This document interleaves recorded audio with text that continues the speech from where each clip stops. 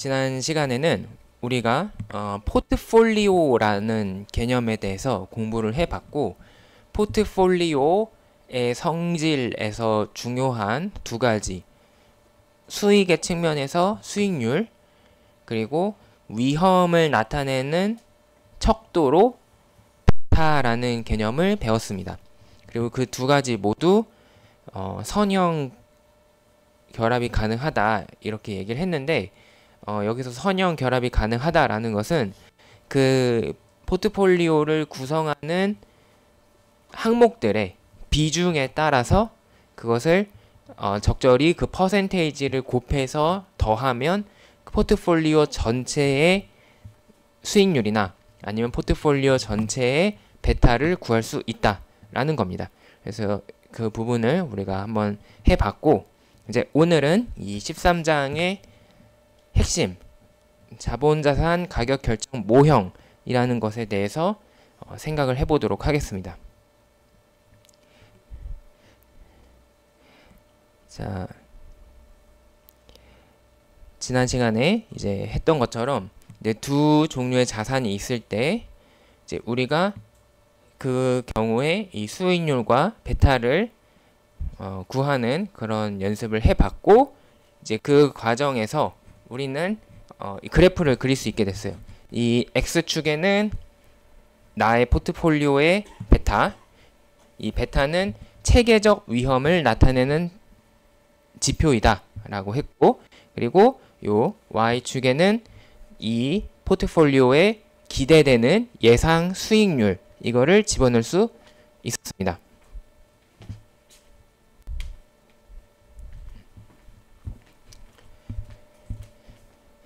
그리고 그때 기울기를 계산을 해보면 나의 포트폴리오의 기대 수익률에서 무위험 자산의 수익률, 무위험 수익률을 빼고 그것을 베타로 나누면 그것을 우리가 기울기로 사용을 할 수 있다라는 것도 배웠습니다. 이 기울기를 우리는 뭐라고 부를 거냐면 위험 수익 비율, reward to risk ratio라고 부를 겁니다. 왜 이게 위험과 수익의 비율이냐? 분모에는 베타가 들어갔어요. 근데 베타는 위험을 나타내는 척도였어요. 분자에는 이 포트폴리오의 기대 수익률 혹은 이 포트폴리오의 평균 수익률 혹은 예상되는 수익률이 들어가는데, 거기서 RF라는 무위험 수익률을 뺐습니다. 12장에서 어떤 자산의 수익률에서 무위험 수익률을 뺀 것을 우리가 뭐라고 하기로 했냐면 위험 프리미엄이다 라고 하기로 했습니다.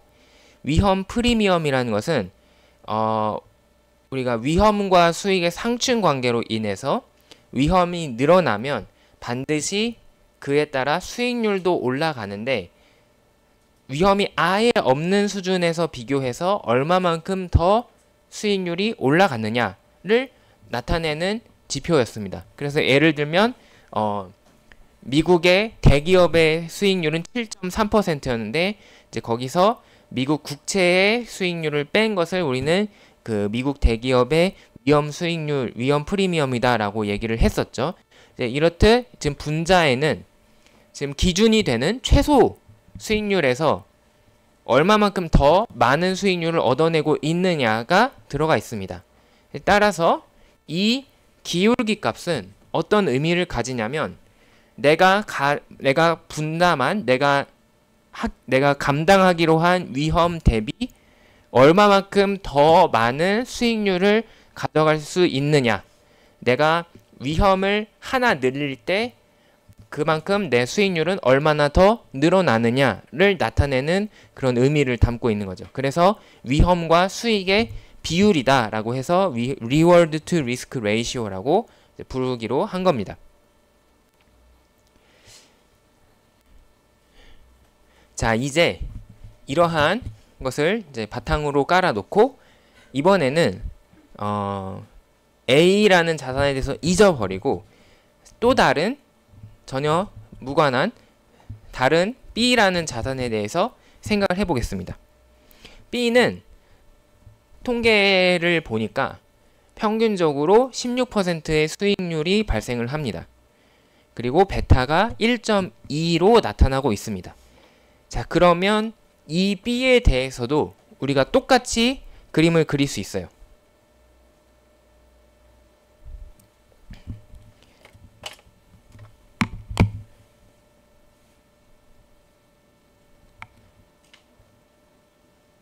베타를 X에 놓고 이 수익률을 Y에 놓아서 그림을 그리면 되고, 이렇게 선이 그려지겠죠. 그리고 이 그래프의 특징은 베타가 1.2일 때 이 수익률이 16%로 나타나는 그런 그림이 될 겁니다. 그러면 이 그래프의 기울기는 어떻게 결정이 되느냐? 지금 베타가 0일 때 이 무위험 수익률이 8%니까 이제 이 두 개의 점을, 요 점과 요 점을 이용해서 기울기를 또 구할 수 있죠. 베타가 0에서 1.2로 늘어날 때 기울기, 요 y 값은 8에서 16으로 늘어났으니까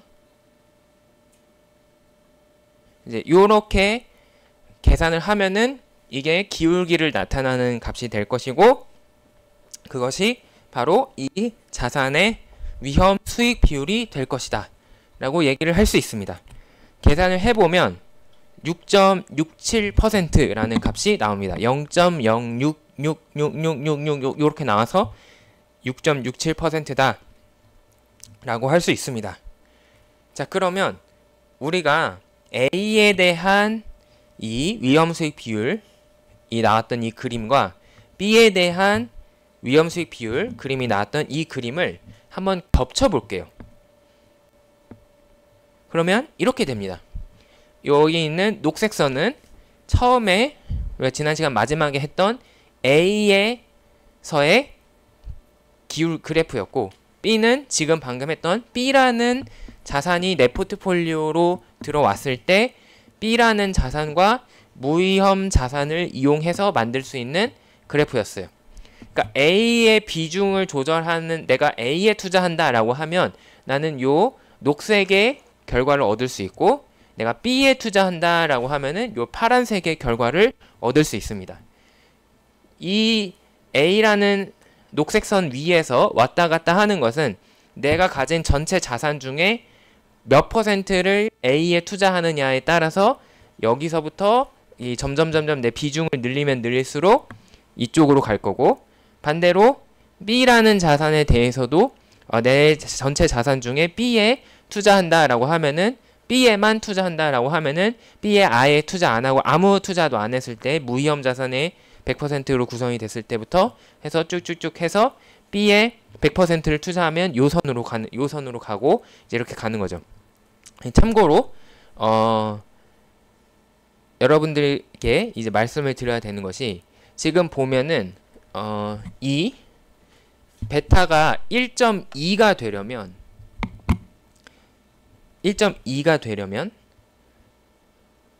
어떻게 돼야 되냐면, 나의 포트폴리오가 베타가 1.2라는 뜻이고, 그것은 내 자산의 100%를 이 1.2 베타의 베타를 가지는 자산에 투자했기 때문에 나의 포트폴리오가 베타가 1.2다 라는 뜻입니다. 그러면 우리가 일반적으로 생각하기에는 사실은 그림이 여기서 딱 끝나야 되거든요. 그리고 여기서 끝나야 돼요. 왜냐하면 일반적으로 생각할 때 내가 자산에 투자를 한다라고 하면은 선택을 할 수 있는 게 0%부터 100%까지 선택을 할 수 있다라고 생각을 할 거예요. 내가 가진 돈에 0% 아무것도 안 넣으면 여기가 될 거고, 내가 가진 돈의 100%를 그 자산에 투자하면 여기가 될 거기 때문에, 보통은 우리가 일반적으로 현실에서 생각할 때는 여기서 여기까지만 선이 있고 여기 뒤는 없고 이 앞에도 없고 이렇게 생각을 할 겁니다. 하지만 이것을 우리는 확장을 합니다. 어떻게 확장을 할 수 있느냐? 바로 우리는 원칙적으로 돈을 빌릴 수 있기 때문에. 빌려서 투자를 할 수 있기 때문에 이쪽 선이 가능해요. 그리고 또 공매도라는 개념이 나올 수 있는데, 공매도라는 것이 있기 때문에 또 이쪽이 가능해요. 자, 먼저 첫 번째, 빌려서 투자하는 것이 가능하다. 무슨 얘기냐? 내가 가진 돈이 100만 원이다 라고 하더라도 나는 그리고 이 B의 주식 가격이 1만 원이다 라고 하면은 일반적으로 우리는 그러면 내가 100만 원을 가지고 있고 이 주식이 1만 원이니까 이거를 100개 살 수 있겠구나 라고 생각을 하지만, 여기에 약간의 그 틀을 깨는 생각을 하면은 나는 사실 얼마든지 더 많은 주식을 살 수 있습니다. 은행에서 대출을 하면 돼요. 은행에서 돈을 빌려서 예를 들면 50만 원을 더 빌려서 이 주식을 50만 원어치를 더 사면 나는 총 150주를 살 수가 있는 겁니다. 이제 그렇기 때문에 빌려서 투자하는 개념이 존재하므로 이제 우리는 이 선도 연장이 될 수 있다 라고 이야기를 하는 거고, 한편으로 우리는 보통 투자를 할 때 주식을 사는 것만 생각을 하죠. 그래서 내가 100만 원이 있으면 주식을 한 주 살 거냐, 두 주 살 거냐, 세 주 살 거냐 이렇게 생각할 수 있는데, 산다는 것은 나에게 플러스가 생기는 거죠. 근데 나에게 마이너스가 생길 수도 있어요. 그거를 바로 우리는 공매도라고 부르는데, 이 공매도라는 것은 뭐냐면 이게 빌공짜예요. 그래서 내가 가지고 있지 않은 것을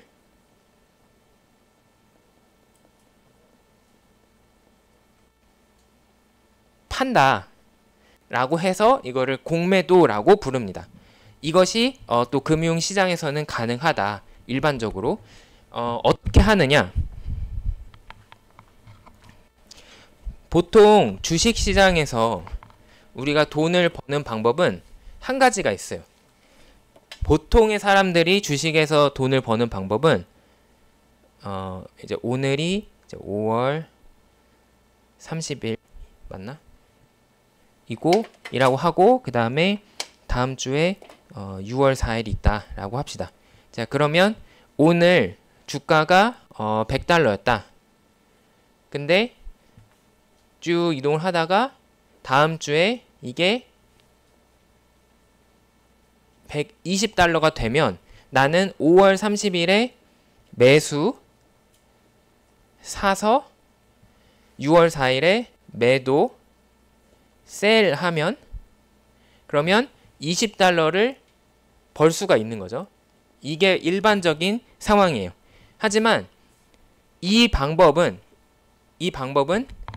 한 방향만 가능해요. 미래에, 지금 오늘 시점을 기준으로 미래에 주가가 올라갈 때만 돈을 벌 수 있다 라는 단점이 있습니다. 근데 주식의 가격은 올라갈 수도 있지만 떨어질 수도 있거든요. 그러면 떨어질 때 내가 투자하는 방법은 무엇이냐? 그거를 바로 이제 공매도를 사용할 수 있습니다. 자, 오늘의 주식의 가격이 120이다. 근데 나는 다음 주에 이게 100달러로 떨어질 거라고 확신을 하고 있다 라고 한다면, 그리고 나는 안타깝게도 나는 이 주식을 가지고 있지 않다면, 그러면 공매도를 할 수가 있습니다. 어떻게 하느냐? 주식을 빌립니다. 어떤 다른 금융기관, 증권회사에서 내가 가지고 있진 않은 주식을 빌립니다. 마치 체육 시간에 야 운동복, 체육복 좀 빌리자라는 거랑 똑같아요. 그냥 내가 가지고 있지 않지만 증권회사에 가서 내가 쓸 일이 있으니까 이 주식을 좀 빌려달라라고 얘기를 합니다. 다음 주에 갚을게 라고 얘기를 합니다. 그래서 빌려왔는데 그 빌려온 주식을 오늘 다른 사람한테 팔아요. 그래서 나는 120달러를 즉시 받습니다. 그러면은 그 받은 사람은 사실은 제가 저의 주식을 가져간 게 아니라 내가 빌린 증권사의 주식을 가져간 게 되는 거예요. 그리고 내가 이제 해야 되는 것은 주식을 갚는 거죠. 그래서 다음 주가 됩니다. 다음 주가 되면 나는 주식시장에서 똑같은 주식을 사옵니다. 그래서 사와서 그거를 다시 내가 갚아야 되는 증권회사에게 갚습니다. 이게 가능한 이유는 뭐냐면 주식이라는 금융상품은 네 거 내 거가 구분이 안 된다라는 거죠. 체육복의 경우는 아니면 필기구의 경우는 내가 가지고 있던 필기구나 나의 체육복이 내 거고 친구 거는 좀 다르죠. 그래서 일진들이 체육복을 빌려가는 게 되게 열받는 이유는 이제 그게 나중에 준다 해도 이제 그게 다른 거니까 다 엉망이 된 거를 돌려주니까 열받는 거예요. 근데 주식의 경우는 내가 가지고 있는 주식 한 주나 남이 가지고 있는 주식 한 주나 아무런 차이가 없어요. 똑같아요. 그러므로 사실은 내가 이 증권회사에서 주식을 빌려서 갚을 때 반드시 정확히 똑같은 그 주식을 갚을 필요는 없는 거죠. 동일한 기업의 주식만 갚으면 되는 거예요. 그래서 이 공매도가 가능합니다. 그래서 어떤 투자자들은 주식의 가격이 내려간다라고 생각을 할 때 이렇게 내가 가지고 있지 않음에도 불구하고 미리 높은 가격에 팔아서 상대적으로 큰 돈을 벌고 그 돈 중에 일부를 다시 주식을 되사는 데 씀으로써 그 시세 차익을 가져갈 수 있습니다. 이렇게 해도 나는 이제 $20를 이제 또 벌 수가 있는 거죠. 자, 그래서 이 공매도는 주식의 가격이 하락할 것으로 예상이 될 때 매우 유용한 투자 전략이 돼요. 원래 내가 주식의 가격이 하락할 것으로 보일 때 돈을 벌 수 있는 유일한 방법은 애초부터 그 주식을 가지고 있었는데 미리 파는 것밖에 없지만 나는 이 공매도를 통해서 가지고 있지 않은 주식으로부터도 돈을 벌 수 있다 라는 겁니다. 근데 이제 이왕 얘기가 나왔으니까 말씀을 드리자면 우리나라에서 일반 투자자들이 이 공매도를 매우 싫어합니다. 그래서 뉴스를 보면은 올해 초에 그 윤석열 대통령의 이제 특별 지시로 그 금융감독원장이 공매도를 금지하겠다 이런 것들을 실시를 했어요. 총선 전에 인기를 얻기 위한 그런 정책이라고 할 수가 있는데 왜 그러면 일반 투자자들은 이거를 왜 싫어하느냐? 몇 가지 이유가 있는데요. 첫 번째, 이론상으로는 나는 주식을 증권회사에서 빌려서 돈을 이 상황에서 벌면 된다라고 하지만 실제로 이런 증권회사들이 개인한테 주식을 빌려주느냐? 잘 안 빌려줍니다. 왜 그러느냐? 이거는 이제 제가 두 번째 얘기할 거랑 상관이 있고, 그리고 두 번째, 그러니까 잘 빌리기 힘들다. 두 번째는 뭐냐면 많은 사람들이 공매도를 한다라고 하면은 이 시점에 주식을 사는 사람보다 파는 사람이 많아질 가능성이 크겠죠. 그러면 수요와 공급의 원리에 의해서 파는 사람이 많기 때문에 주가가 실제로 내려갈 가능성이 이미 있습니다. 그러면 일반 투자자, 공매도를 하고 있지 않은 그냥 나는 이 주식이 좋아서 산 사람 입장에서는 왜 다 팔아 하면서 자기가 손해를 보는 걸로 느껴질 수 있죠. 이제 그 원인이 공매도인 것 때문인 것처럼 느껴질 수 있습니다. 그래서 그런 이유 때문에 공매도를 일반 투자자, 개인 투자자가 굉장히 싫어하는 경향이 있습니다. 그렇지만 그에 대해서 설명을 드리자면 먼저 두 번째, 공매도를 해서 주가가 떨어지느냐? 그게 아니라 이제 인과관계가 잘못된 거죠. 사람들이 이미 주가가 떨어질 거라고 생각을 하기 때문에 공매도를 한 거고 그 결과 실제로 주가가 떨어진 거지. 공매도를 해서 인위적으로 주가를 떨어뜨린 게 아니다. 라는 게 그 통계 분석을 통해서 우리가 그 역사적으로 확인할 수 있는 사실이고요. 그래서 두 번째 이유는 사실은 그 인과관계에 대한 해석이 잘못된 것이다. 마치 까마귀 날자 배 떨어진다라고 까마귀 이 나쁜 놈이라고 해봤자 배가 안 떨어지는 게 아닌 것처럼 원래 떨어질 주식이 떨어지는 것을 이제 어떤 투자자들은 이 공매도를 통해서 그 시세에서 이익을 벌었을 뿐 이제 그렇게 하지 그게 이 주가가 떨어진 원인은 아니다라는 거고. 그러면 첫 번째, 왜 금융회사들은 개인에게 이 주식을 잘 안 빌려주느냐, 공매도를 잘 허락을 안 해주느냐? 그거는 공매도가 기본적으로 위험하기 때문이에요. 자, 주식의 가격은 보통 0 이상이죠. 그러니까 주식의 가격이 음수일 순 없어요. 자, 그러면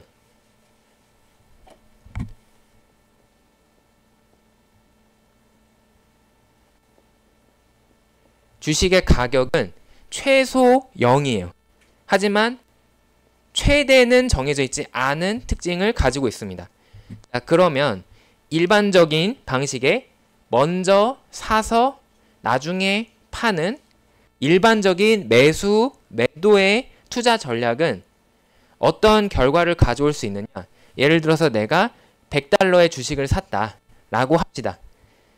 이제 무한대는 생각하기 어려우니까 1000달러를 맥시멈으로 생각하고 0달러를 최저로 생각을 합시다. 그러면 최선의 결과는 100달러에서 1000달러가 되는 거예요. 그러면 10배 이익을 낼 수 있어요. 아주 좋아요. 주식에서 돈을 벌 수 있는 그 가능성은 무한히 있는 거예요. 근데 최악의 경우에도 100달러가 0달러가 되는 거에서 끝입니다. 이 주식을 내가 100달러를 주고 샀는데 그냥 주식이 휴지 조각이 되었다. 그러면 끝! 거기서 이제 더 이상 아무 일도 일어나지 않아요. 물론 본인은 뼈 아프겠지만 그 이상의 피해는 발생하지 않습니다. 자, 그런데 반면에 먼저 매도하고 나중에 사는 이 공매도 투자 전략의 최선과 최악의 결과를 비교해 볼게요.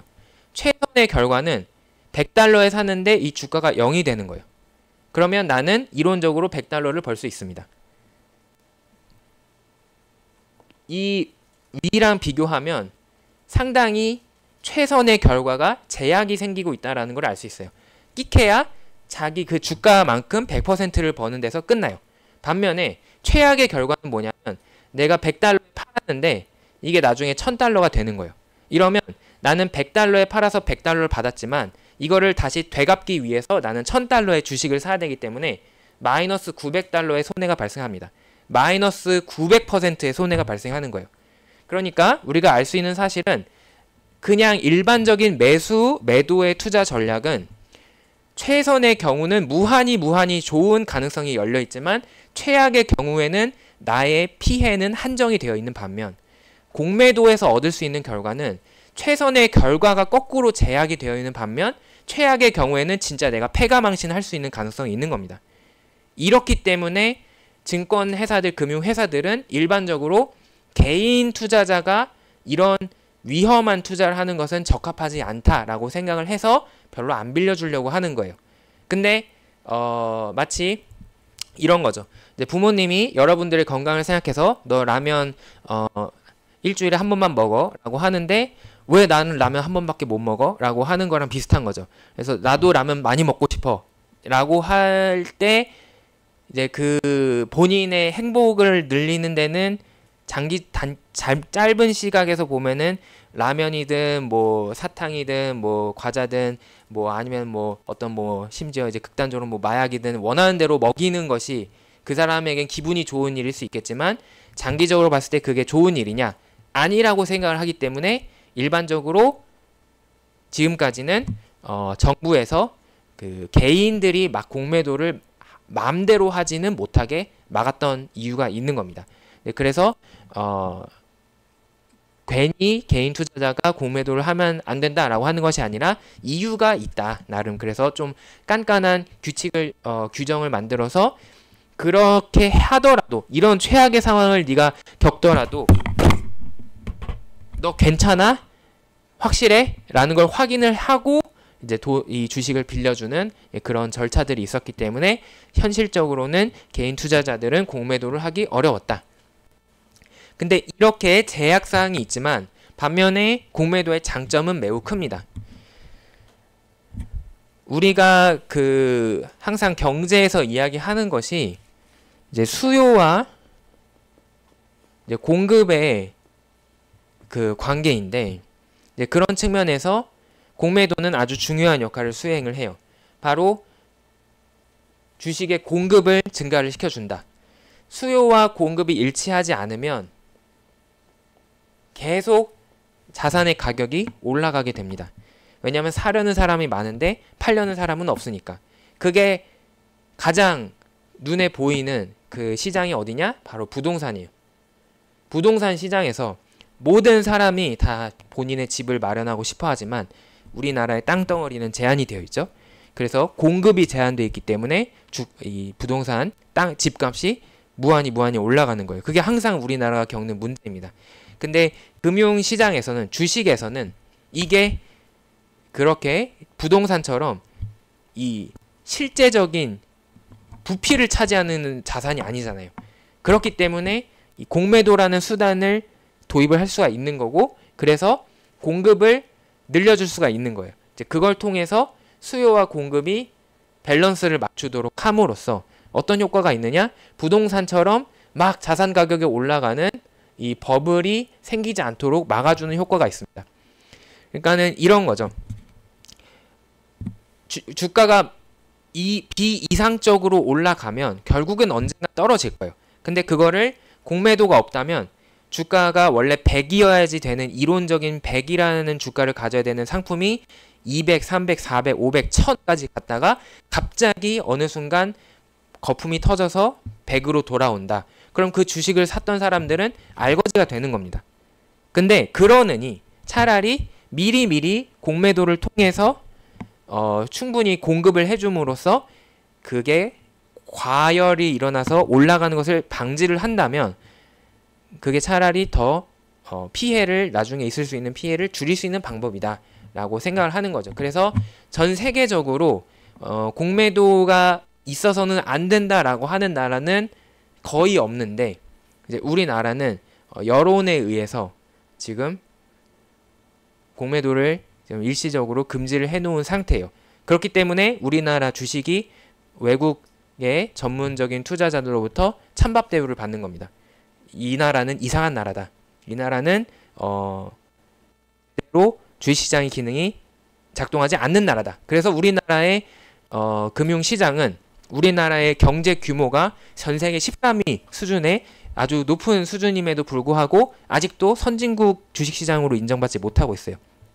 그래서 그런 점을 볼 때 너무 이제 그 여론에 휘둘려서 이 금융 정책을 시행하는 것은 옳지 못하다라는 게 제 개인적인 생각이고, 이제 그거는 이제 우리 수업 범위를 벗어나는 거기 때문에 다시 돌아와서 얘기를 하도록 하겠습니다.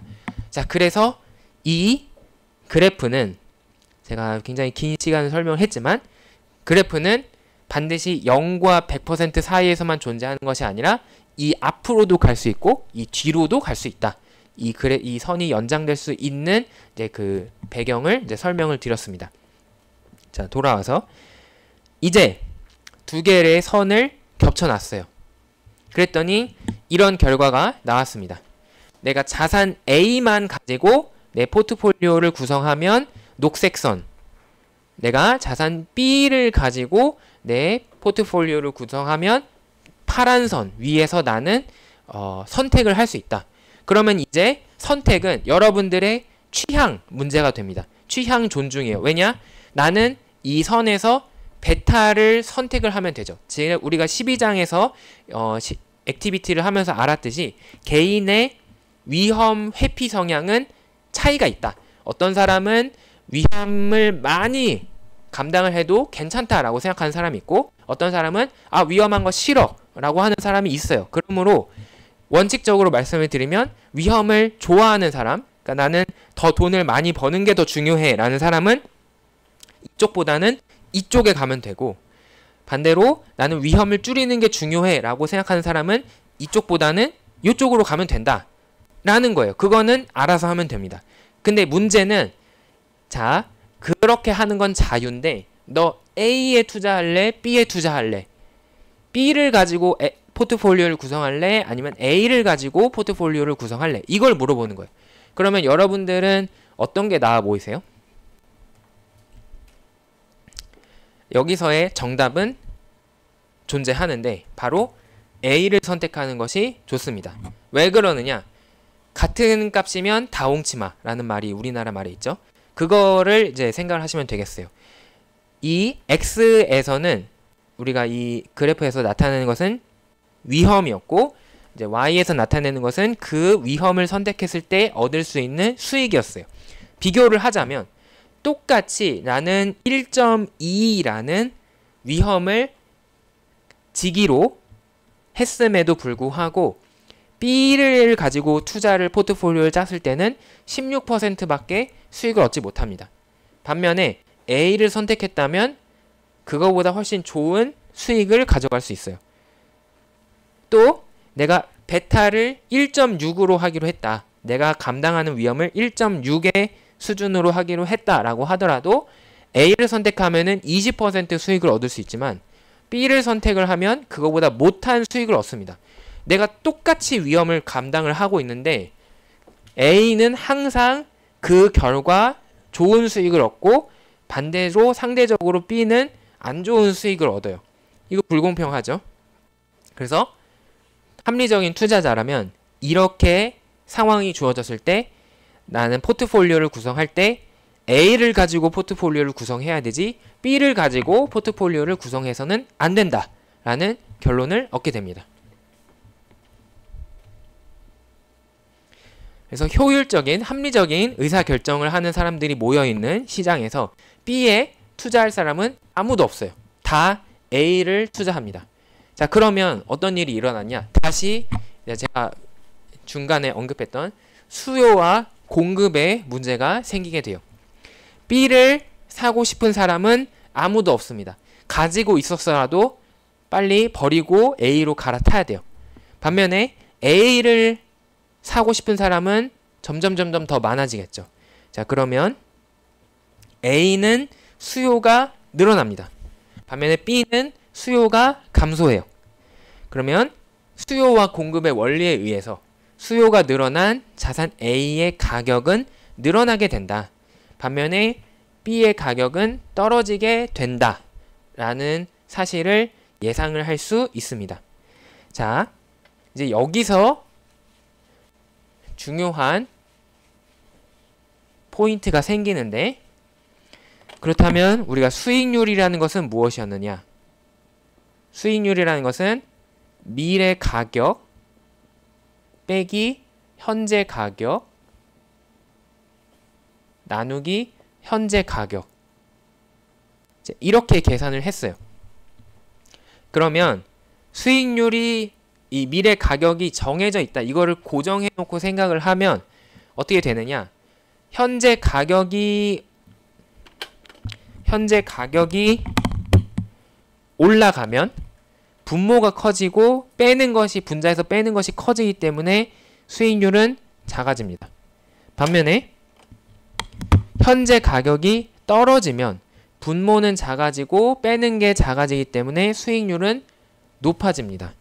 근데 지금 수요와 공급의 변화로 현재의 가격이 변하게 되었어요. A는 현재 가격이 올라갑니다. 현재 가격이 올라가기 때문에 빨간 선을 따라서 수익률이 떨어질 예정이에요. B의 경우는 현재 가격이 떨어졌기 때문에 현재 가격이 떨어지니까 파란색 화살표대로 수익률이 올라갈 예정입니다. 그러면 어떤 일이 일어나느냐? 그림의 그래프가 변하게 돼요. A의 경우는 이 그래프에서 기울기가 7.5%였던 이유가 수익률이 0.2였기 때문이에요. 근데 이 수익률은 이제 수요와 공급의 원리에 의해서 떨어질 예정입니다.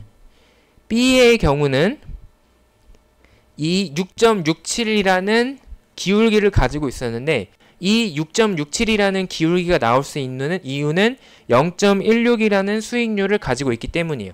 근데 이 0.16이라는 수익률은 이제 올라갈 예정입니다. 그러므로 B의 기울기는 올라가고 A의 기울기는 내려갈 겁니다. 그러면 어떤 일이 일어나느냐? 두 개가 만나게 된다. 그림이 없는데 두 개의 기울기는 결국 만나지게 되고 두 개가 하나의 선으로 만나게 된다는 거죠.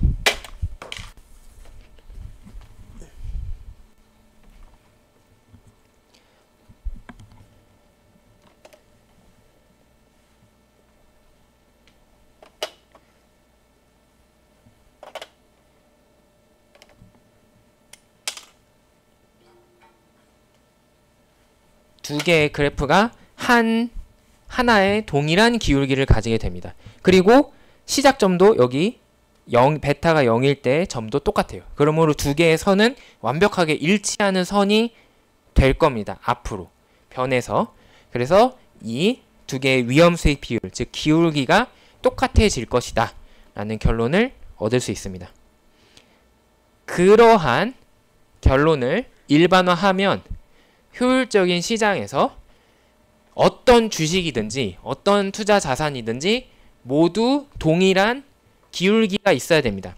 그렇지 않다면 사람들은 득달같이 달려들어서 그 기울기가 낮은 것을 팔고 기울기가 높은 것을 사려고 할 거기 때문에 바로 주식의 현재 가격이 변하고 그에 따라 수익률도 변하게 되어서 다시 돌아오게 될 거다. 이 얘기를 하는 거예요.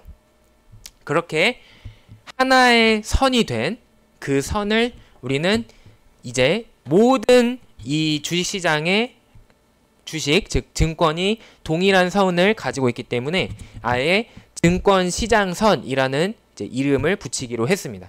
그래서 Security Market Line, 이 13장의 이름인 이 증권시장선이라는 것은 효율적인 시장이라는 가정 아래 반드시 주식시장에 존재하는 모든 금융 상품은 동일한 기울기를 가져야 된다 라는 점을 나타내는 겁니다.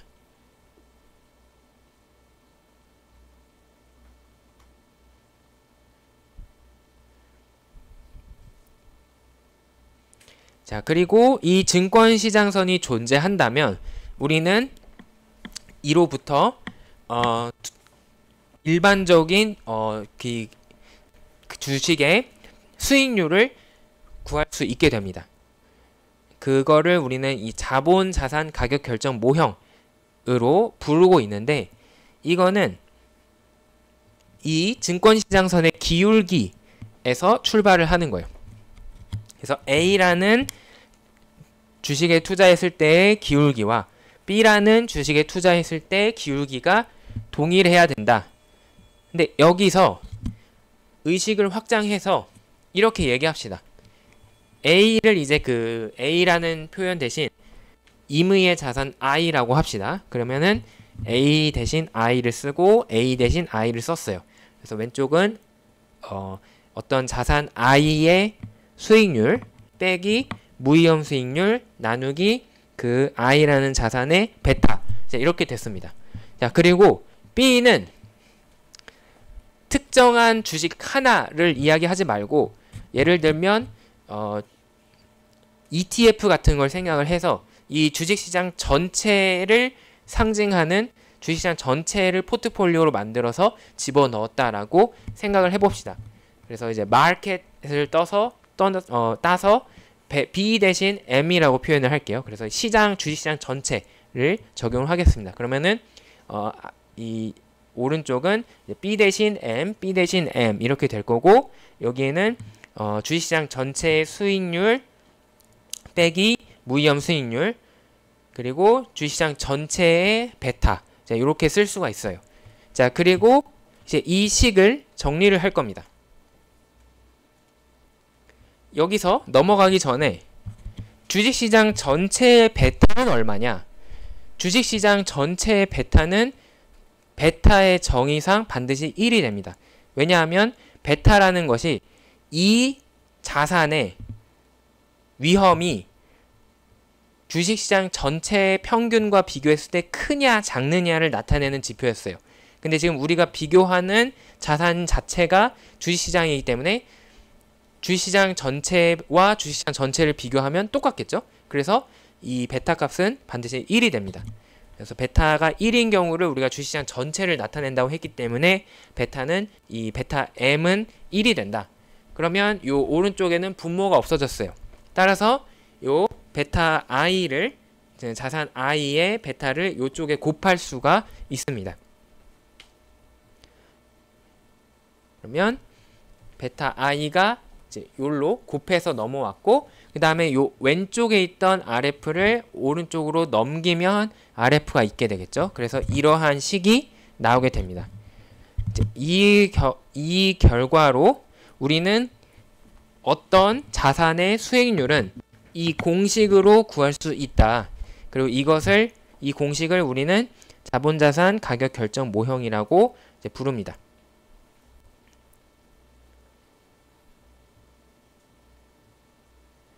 자, 그러면 예를 들어서 어떤 주식이 베타가 주어져 있다.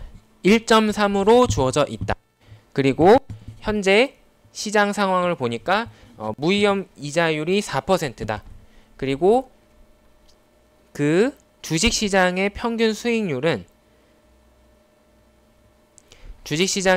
수익률은 무위험 자산보다 어느 정도 크다. 이거를 그 주식시장 전체의 위험 프리미엄이라고 할 수가 있는데, 그 위험 프리미엄이 8.6%로 주어져 있다. 그러면 이 주식의 수익률을 우리는 바로 계산할 수 있습니다. 이 주식의 예상되는 평균 수익률은 무위험 수익률 더하기 그 위험 프리미엄 8.6% 곱하기 베타 1.3 해서 15.18%로 계산이 됩니다. 0.1518 해서 15.18%로 계산이 됩니다. 그래서 우리는 이 자본자산 가격 결정 모형을 통해서 베타 값만 주어지면 그 어떤 주식이든지 수익률을 예상을 할 수 있게 된다. 이제 이게 우리가 자본자산 가격 결정 모형을 반드시 알아야 되는 그런 이유라고 할 수가 있습니다.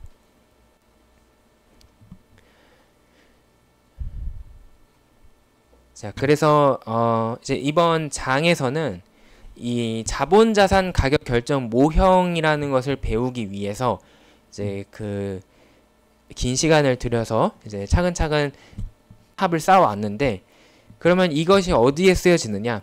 이제 우리가 주식에 투자한다라고 하면은 수익률을 예상을 할 수 있어야 투자를 합리적으로 할 수가 있겠죠. 그렇기 때문에 이 주식의 내가 이 주식에 투자했을 때 평균적으로 예상이 되는, 얻을 것으로 기대되는 수익률이 얼마냐? 이걸 구할 때 이 자본자산 가격 결정 모형을 쓰게 되고, 그래서 여러분들이 투자론 수업을 나중에 듣게 되면은 요거부터 이제 거의 시작을 한다라고 생각하시면 되겠어요. 그래서 투자에서는 가장 기초적인 그런 방법이 된다. 이제 특히 이 자본자산 가격 결정 모형을 주식에 대해서 많이 사용을 하기 때문에 제가 예전에 이제 8장에서 주식에 대해서 설명을 드릴 때 주식의 가격을 구하는 그런 문제가 있었죠. 이제 그 상황에서 사용할 수 있는 그런 한 가지 방법이 되겠습니다.